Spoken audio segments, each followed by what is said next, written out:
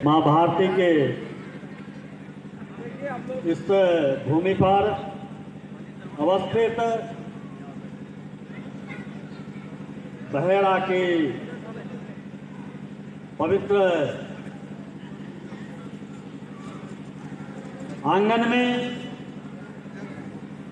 अपने माता पिता एवं गुरुजनों के चरणों में वंदन करता हूँ। सम्माननीय विधायक महोदय, मंच पर हमारे श्रेष्ठ गुरुजन महोदय, इस आंगन में सभी ज्येष्ठ श्रेष्ठ गुरुजनों को मैं प्रणाम करता हूं। हमारे सम्माननीय अभिभावकगण, मैं आपका वंदन करता हूं।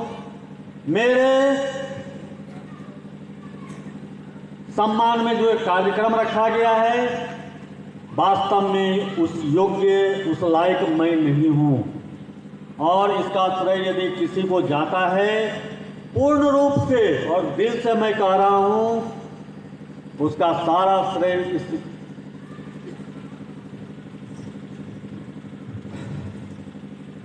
इस विद्यालय के सभी हमारे सम्माननीय और मन से काम करने वाले जो हमारे शिक्षक हैं और हमारे शिक्षिकाएं हैं, उनके बदौलत ही मुझे यह सम्मान मिला है। मैं उन शिक्षकों का मैं तहे दिल से आभार व्यक्त करता हूं। माननीय विधायक जी, आप बहुत सारे विद्यालय जाते होंगे, यहाँ पर भी आएंगे, मुझे नहीं पता, परंतु मैं एक प्रधानाध्यापक के नाते सिर्फ एक ही काम किया है, उससे ज़्यादा मैंने कुछ नहीं किया। मैंने विद्यालय में एक योजना बनाई, और वो भी योजना मेरी नहीं है, हम सभी शिक्षकों के साथ बैठ करके करते थे। जो पठन पाठन कैसे होगा, विद्यालय की व्यवस्था कैसे अच्छी होगी, विद्यालय में साफ सफाई कैसे होगा, और उन सारी चीज़ों की योजना हम सभी शिक्षक मिलकर के बनाते थे। जहाँ पर कुछ कमियां होती थी, मैं अपना विचार देता था, और मैं आज तक इस विद्यालय में जब से योगदान दिया हूँ, मैंने न कोई काम किया, न किसी विभाग को देखा। हमारे विद्यालय में सारे विभाग बटे हुए हैं, सारे शिक्षक अपने मन से करते हैं।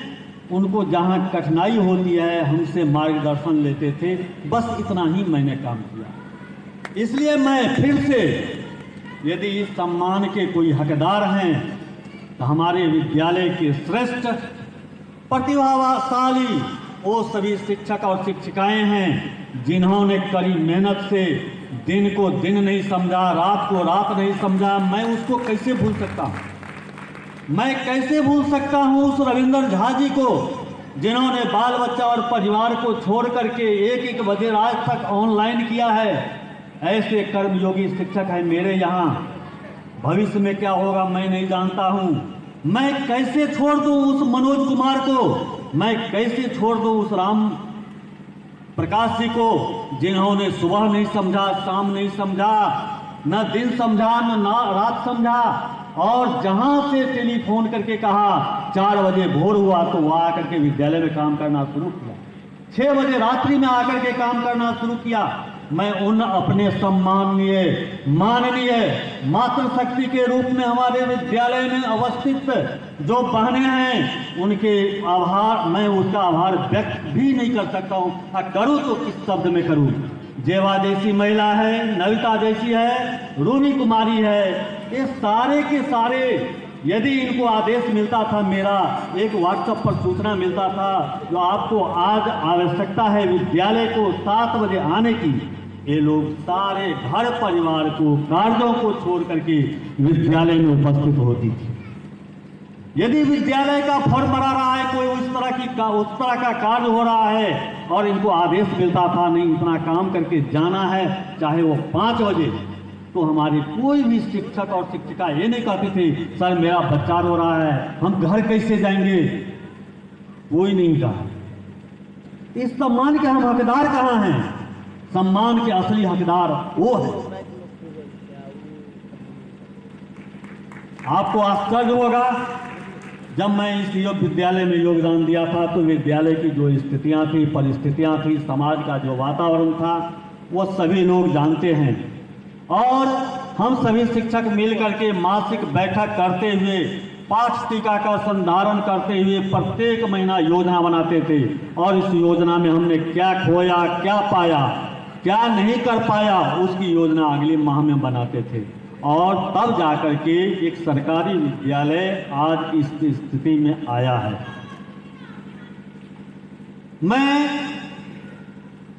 हम उन अभिभावकों का उपकार, सम्मान कैसे भूलें जिन्होंने इस विद्यालय के जो बच्चे हैं, उनके अभिभावक, जब कभी मीटिंग हम प्रारंभ में त्रैमासिक मीटिंग शुरू की अभिभावकों का, और उसमें तो आना शुरू किए। धीरे धीरे यह सरकारी विद्यालय है, कुछ नहीं होता है, वो भी करीब 25-30 अभिभावक आने लगे, तो अंत में हमको वो भी बंद करना पड़ा। और इस तरह से विद्यालय का संचालन, विद्यालय में मीना मंच, बाल संसद का गठन कर विद्यालय का संचालन कराना, उनकी समस्याओं को सुनना। बच्चों को ये निर्देश मिला था, जो विद्यालय में पठन पाठन नहीं होता है, कहीं और व्यवस्था है, तो आप जाकर के अमुक शिक्षक से मिलेंगे, आप अपनी समस्या अमुक शिक्षक को कहेंगे, प्रधानाध्यापक के पास नहीं आएंगे। आप एक बार नहीं 2 बार कहेंगे, और उसके बाद यदि आपकी समस्या हल नहीं होता है, तब आप प्रधानाध्यापक के पास आएंगे। आपको मैं याद दिलाता हूँ, इस क्षेत्र के सम्मानीय अभिभावकों को, पत्रकार बंधुओं को, जब इस विद्यालय की स्थिति बहुत ही दयनीय थी, छात्रों की उपस्थिति नगण्य थी, तो हमने एक योजना बनाया, जो सभी पत्रकार बंधुओं को भी मालूम है, जो हम गांव भ्रमण करेंगे, अभिभावक संपर्क करेंगे, और हमने शिक्षक और शिक्षिकाओं तक को मिला करके हमने इस विद्यालय के बच्चों के अभिभावकों से मिलने का कार्य प्रारंभ किया था। महीना 2 महीना पर गांव घूमते थे, और गांव में घूम करके 2 मेरा आग्रह रहता था, आप मूर्ख हैं, नहीं पढ़े लिखे हैं, वो अच्छी बात है, लेकिन बच्चे को तो पढ़ाइए। आप नहीं जानते हैं वो भी ठीक है, लेकिन बच्चे को आप कहिए मुंह खोल करके पढ़ने के लिए, कितना दिन तक झूठ पड़ेगा, कुछ तो अभ्यास बनेगा। ऐसा आग्रह हमने किया था। दूसरा आग्रह किया था, जो आपके बच्चे विद्यालय जाते हैं कि नहीं जाते हैं, आप एक बार आकर के देख लीजिए। जो हमारे बच्चा विद्यालय में, आज तक कोई अभिभावक नहीं आया, मात्र 2 अभिभावक मेरे विद्यालय में 8 वर्षों के अनुभव का आधार पर देखे, जो 2 अभिभावक मेरे पास आया, जो हम बच्चा को देखने के लिए आया, और एक अभिभावक अपने बच्चे को लेकर आया, वो घर पर जाकर कहा जो विद्यालय बंद हो गया, पढ़ाई नहीं हो रही है, वो लेकर के आ गए। देख रहा है जो भाई बरामदे पर सिर्फ 2, 4, 5 टीचर बैठे हुए हैं और शांति व्यवस्था है, तो कहा सर छुट्टी दे दिए। हम कहे ना, विद्यालय तो चल रहा है, क्लास में पढ़ाई हो रही है। तो जाकर देखा वास्तव में सब क्लास चल रहा था। तब उस बच्चे को फिर हमने सजा दिया, समझाया भी, और तब अभिभावक को हुआ। हमारा ये कहना है, हम जितने जागरूक होंगे, हमारे अभिभावक जितने जागरूक होंगे, हम हेडमास्टर हैं, माननीय विधायक जी हैं, मूल काम एक ही आदमी कर सकता है, वह है अभिभावक, और उसके सहयोगी शिक्षक होते हैं, बच्चों का मार्ग निर्देशन करते हैं। लेकिन मूल रूप से जहां से संस्कार पैदा होता है वह है परिवार। उस पढ़ाई बच्चे पढ़ते हैं जहां, वह है परिवार, और उसको देखेगा गार्जियन, क्योंकि बच्चों का संस्कार वहीं से निर्माण होता है। दूसरी बड़ी बात है, जो हम कहते हैं शिक्षक समय पर नहीं आते हैं, शिक्षक पढ़ाते नहीं हैं, शिक्षक को लिखने नहीं आता है, जनवरी नहीं लिखने आता है। ईमानदारी से हमको इस सभा में आप कोई एक व्यक्ति खड़ा होकर के हमको बतलावें, क्या वास्तव में आपने शिक्षक का नियुक्ति किया है? हमारे समझ में लगता नहीं है। जो बीते हुए कालखंडों में शिक्षकों की बहाली हुई है, वास्तव में शिक्षकों की बहाली नहीं हुई है, एक कॉलम पूरा किया गया है, और बदनाम कौन हो रहा है? तो शिक्षक हो रहा है। मेरा समाज से निवेदन है, अभिभावकों से निवेदन है, जो आप स्कूल के प्रति सचेत होइए, बच्चों के प्रति सचेत होइए, शिक्षकों के प्रति सचेत होइए। जब किसी को पोशाक का पैसा नहीं मिलता है तो गार्जियन आकर के हमको ऊंची नीची आवाज में सुनाते हैं। जब आपको पैसा नहीं मिलता है तो मास्टर को और हेडमास्टर को ऊंची नीची बातें कहते हैं। जो हेडमास्टर चोर है वहां तक हेडमास्टर बर्दाश्त करता है। क्या वो अभिभावक आज तक अपने विद्यालय में जाकर देखा है जो इस स्कूल में पढ़ाई नहीं होती है? उसने टीचर को कहा है जो आप क्यों नहीं पढ़ाते हैं साहब? क्यों वो अभिभावक कहा है कभी जो हेडमास्टर साहब आपकी विद्यालय की व्यवस्था क्यों इतनी खराब है? क्यों नहीं हम बच्चे को पढ़ाते हैं? आप हमारे बच्चे आपके यहाँ सरकार आपको नियुक्त किया है पढ़ाने के लिए, आज तक मुझे नहीं मिला है। हाँ, एक चीज के लिए आता है जब उसको पैसा नहीं मिले। आज हमारी मनोवृत्ति बदल गई है, इस संस्कृति को बदलना है। ये संस्कृति वही बदल सकता है। माननीय विधायक जी कितना बदलेंगे, हेडमास्टर कितना बदलेंगे? वो संस्कृति यदि बदलना है तो अभिभावकों को खड़ा होना होगा, अभिभावकों को आगे आना होगा। आपको इंदिरा आवास नहीं मिला तो रोड जाम, साइकिल नहीं मिला तो रोड जाम, पोशाक नहीं मिला तो रोड जाम। आज तक किसी राजनीतिक दल, किसी समाज के कार्यकर्ता को, किसी अभिभावक को हमने नहीं देखा है जो दयानंद उच्च विद्यालय में पढ़ाई नहीं हो रही है, मास्टर नहीं आते हैं तो हम रोड जाम करेंगे। क्यों नहीं साहब आप करते हैं? समाज को बदलना है आपको, आप क्यों नहीं बदलना चाहते? हमको जवाब दीजिए इसका। आपको बदलने का पूरा अधिकार है और एक ही स्थिति में आप यदि साइकिल पोशाक के मेले में घूमते रहेंगे तो आप अपने बच्चों का भविष्य निर्माण नहीं कर सकते हैं। मैं गारंटी के साथ कहता हूं। आप साइकिल को छोड़िए, पोशाक को छोड़िए, अनुदान को छोड़िए, आप स्कूल को देखिए और स्कूल में जाकर देखिए जो पढ़ाई होती है कि नहीं होती है तो टीचर को कहिए साहब आप किस लिए बैठे हैं? सरकार पैसा देती है हमारे बच्चों को पढ़ाने के लिए, हम टैक्स भरते हैं, वो पैसा मास्टर को मिलता है, आप पढ़ाइए। नहीं पढ़ाते कंप्लेन कीजिए, रोड जाम कीजिए, देखिए सरकार कितनी विवश होती है। लेकिन अभिभावक को तो नेतागिरी करने से, दूसरा काम करने से फुर्सत नहीं है। बच्चे के पास 1 घंटा कोई अभिभावक इसमें से बैठते हैं, हमें नहीं पता है। मेरे पिताजी चले गए, अनपढ़ है, 5वीं तक पढ़े हुए हैं। जब हम पढ़ने के लिए बैठते थे टेमी में, दीपक में, तो मेरे पिताजी बगल में बैठते थे, जोर से पढ़ो, जोर से पढ़ो, हम सुनेंगे। ये संस्कृति हमारी समाप्त हो गई और ये संस्कृति समाप्त करने वाले हमारे जैसे गार्जियन हैं, पढ़े लिखे गार्जियन हैं। मूर्ख की बात छोड़ दीजिए, मूर्ख अभी भी होशियार है जो कहता है रे बुआ पढ़, रे बुआ पढ़। लेकिन जो पढ़ा लिखा गार्जियन है उनको मोबाइल से, टीवी से, वो राजनीति करने से, सामाजिक राजनीति करने से फुर्सत कहाँ? बात तो बहुत कहनी थी, मुझे आज अपने दिल का हरास निकालना था, लेकिन माननीय विधायक जी का आदेश है और हमारे विद्यालय के आप सम्माननीय अध्यक्ष हैं, हमारे विद्यालय के सम्माननीय शिक्षाविद हैं, ये शिक्षा के प्रति बहुत ही अपरुचि रखते हैं और विद्यालय को समय देते हैं। और दूसरे विद्यालयों में आपने कमेटी गठन किया है, जो निर्धन छात्र हैं उनको आगे बढ़ाने के लिए क्या उपाय किया जाए। और मैं अपनी बातों को विराम करने से पहले मैं 2-4 बातें निश्चित रूप से कहना चाहूँगा शिक्षकों के लिए। समाज का निर्माण करने वाला शिक्षक होता है। शिक्षक को ही राष्ट्र निर्माता कहा गया है, शिक्षक को ही भविष्य निर्माता कहा गया है, शिक्षक को ही समाज का आधार कहा गया है।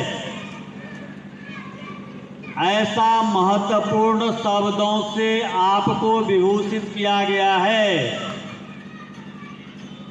आपको ईश्वर से ऊपर रखा गया है। यहाँ जो भी शिक्षक बैठे होंगे मेरी बात आप कान खोल करके सुन ले। मैंने अपने शिक्षकों के पहली या दूसरी मीटिंग में कहा था, उस समय मेरे विद्यालय में लगभग 2000 से कम बच्चे थे, अभी 3500 से ज़्यादा बच्चे हैं।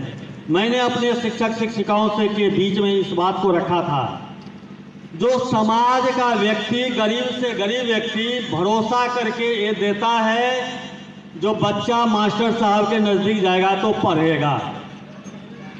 और ये बात शिक्षक को समझनी पड़ेगी। हमारे विद्यालय में या आपके जीवन काल में 50,000 से ज़्यादा बच्चे निकलते हैं। इस चीज़ को आप नोट कर लें। इन 50,000 बच्चों को अपने जीवन काल में यदि नहीं पढ़ाते हैं, आप उसके साथ बेईमानी करते हैं पूर्ण रूप से, 16 आना 2-4 आना चलेगा। तो यदि 50,000 बच्चों के साथ हम बेईमानी करेंगे तो मेरा बाल बच्चा कहाँ जाएगा, ये सोच ले। शिक्षक का बाल बच्चा नहीं बिगड़ता है, उसका बनता है। लेकिन अब शिक्षक का भी बाल बच्चा बिगड़ने लगा है। क्यों? क्योंकि हम दूसरे के बाल बच्चा को संभाल नहीं पा रहे हैं। स्वाभाविक है, जो दूसरे के बाल बच्चों को नहीं संभाल पाएगा तो मेरे बाल बच्चा को कौन संभालेगा। इन बातों को शिक्षकों को ध्यान में रख करके विद्यालय जाना, अपने कर्तव्य का पालन करना। जो हम बच्चे को पढ़ाएंगे नहीं तो मेरे बच्चे का भविष्य खराब होगा। और इन्हीं शब्दों के साथ एक घोषणा करता हूं। मेरे विद्यालय के एक शिक्षक ने मुझे कहा था, और हमारी भी इच्छा है, आने वाले समय में जो भी प्रभारी रहेंगे, मुझे जिस समय बुलाएंगे, मैं इस विद्यालय के लिए मुझे बहुत लगाव है, मैं आऊँगा और जो सहयोग लेंगे मैं दूंगा। और इस समाज के बच्चों के लिए मैं प्रति वर्ष 5,000 रुपया पुरस्कार उन बच्चों को दूंगा या सामग्री दूंगा जो बच्चे मैट्रिक या इंटर की परीक्षा में सर्वाधिक अंक लाते हैं। उन बच्चों के लिए मैं प्रति वर्ष इस विद्यालय में आकर के उन बच्चों को प्रोत्साहन राशि के रूप में दूंगा। दूसरी घोषणा, मैं जिस विद्यालय से पैदा हुआ हूं, जयंतीपुर दास, वो अभी उत्क्रमिता हाई स्कूल हो गया है। उस विद्यालय के भी शायद प्रधानाध्यापक महोदय आए हुए हैं। मैं उनसे भी निवेदन करता हूं, और पूर्व में भी किया था, जो आप अपने विद्यालय में कार्यक्रम रखिए ऐसे बच्चों का, मैं उसे पुरस्कृत करूंगा।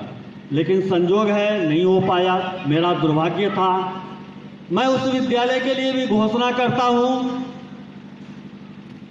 आपके विद्यालय में भी जो सर्वाधिक अंक लाएंगे, मैं उसे प्रतिवर्ष पुरस्कृत करने के लिए 5,000 रुपये की सामग्री या राशि, प्रोत्साहन राशि दूंगा।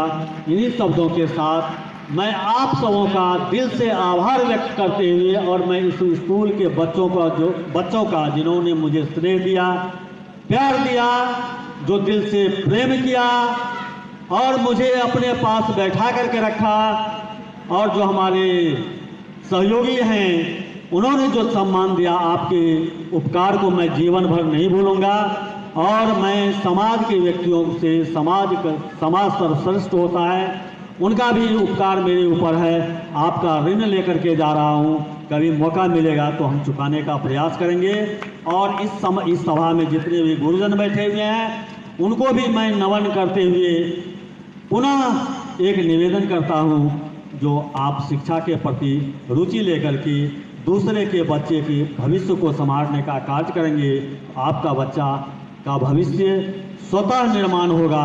इन्हीं शब्दों के साथ मंच पर आसीन सभी सम्माननीय अतिथियों का हृदय से अभिनंदन वंदन करते हुए, आप सबों के प्रति कृतज्ञता ज्ञापित करते हुए मैं अपनी वाणी को विराम देता हूँ। धन्यवाद।